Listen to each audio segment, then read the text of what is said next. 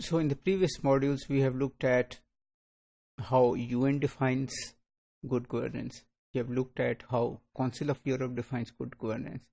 And we have looked at how World Bank definition of good governance has evolved in the last 2 or 3 decades.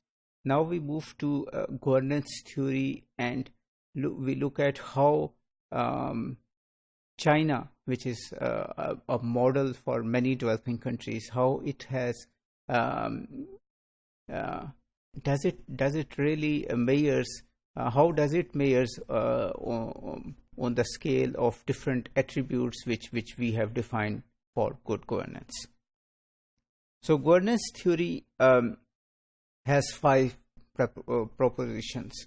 The first is governance is beyond government institutions. So as we have defined, we have talked, during the last many modules, that it's not only government. There are many different actors which are which add to the governance, which add to the good governance, and which are crucial to the good governance. Governments cannot do it alone. Then there is the blurring of boundaries between. So that is also related to the last point, that there is a blurring of boundaries between the public sector and the private sector. So previously, there was this clear demarcation between the public sector and the private sector. Now you have, private sector managing organizations which are owned or majority owned by the public sector. You have these public-private partnerships in which, government and private sector bands together help each other to solve a public issue or to provide a public service. Then, of course, another theoretical aspect of the governance is the interdependence. So previously, it was thought that governments can, if they are good, if their intentions are good, if they talk to the people, if they know the needs of the people, they can deliver. They can provide good governance.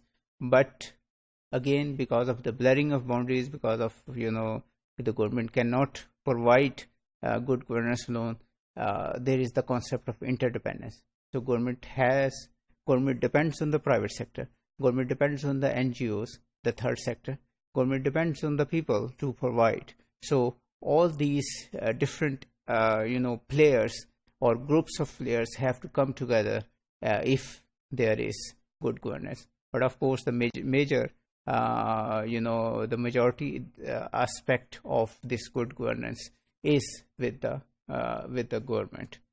And of course, linked with this is that nobody can succeed without others.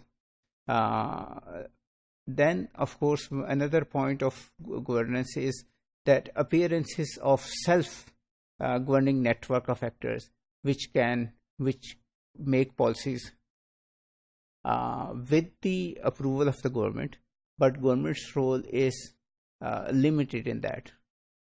So there are, for example, accounting standards.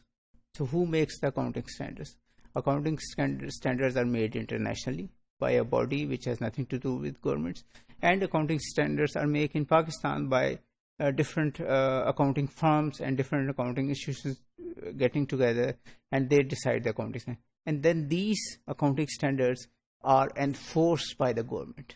So these are, this is in a way the self-governing actors which are making policies and which are providing or helping good governance. The last thing is that, of course, linked with that government power and authority is not necessary for every thing to be done. There are things which can be done without government's power and authority.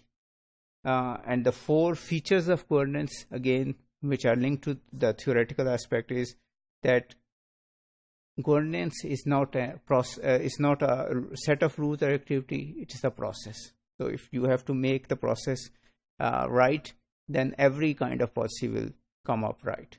The process is not focused on control. It's focused on coordination, because there are lots of different actors involved. So you have to focus on coordination between all these actors. of course, include both private and public sectors. And it's not only formal institutions, it includes informal institutions, even illegal institutions also, which help, or which do not actually help, but they are part of the governance system. So now we come to look at the Chinese model. So how Chinese model is linked with the different aspects of governance. China is, of course, model because of the rapid development during the last 3 decades. They have managed to pull up hundreds of millions of people out of poverty, and they are, developing at a pace which is unimaginable for countries like Pakistan or other developing countries. So is the Chinese governance participatory?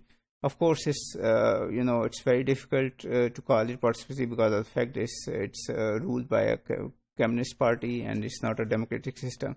Then it's again, of course, it's not consensus oriented. Accountability, yes, except for the top tiers of the Chinese Politburo or Chinese Communist Party. It is the lower levels are accountable and the government servants are accountable. Its transparency is also low because decisions are made by the Communist Party without much debate, as happens in many democratic countries. So effective and efficient, yes, it's very effective. It looks at the different financial issues and tries to minimize the losses and tries to have a single purpose.